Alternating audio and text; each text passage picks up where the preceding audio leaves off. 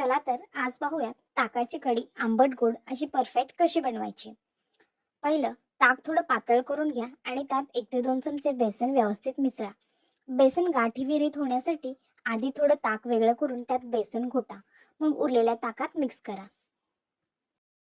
कढीला चवदारपणा आणण्यासाठी कढीत हळद, मीठ, थोडी साखर आणि आली मिरचीचं पेस्ट घाला. यामुळे चव एकदम आंबट गोड तिखट अशी बॅलन्स होते. तिसरं, फोडणी हेच कढीचं रहस्य आहे. कढीत तेल किंवा तुपाची फोडणी द्या. फोडणीमध्ये तुम्ही मोहरी, जिरे, कढीपत्ता, कोरड्या लाल मिरच्या, हिंग असं टाकल्यावर लगेच ताकाचं मिश्रण होतं. कढी उकळताना ती सतत हलवत राहा, नाहीतरी बेसन खाली बसून गुठळ्या होतात. मध्यम आचेवर 8 ते 10 मिनिटं शिजवली की कढी घट्टसर आणि चविष्ट बनते. कढीत शेवटी कोथिंबीर किंवा थोडंसं गोड म्हणजे साखर किंवा गूळ यांपैकी एकही घातलं की एकदम हॉटेलसारखी चव येते. अशाच टिप्ससाठी चॅनेलला सबस्क्राईब करायला विसरू नका आणि हो, व्हिडिओला लाईक शेअर नक्की करा. धन्यवाद.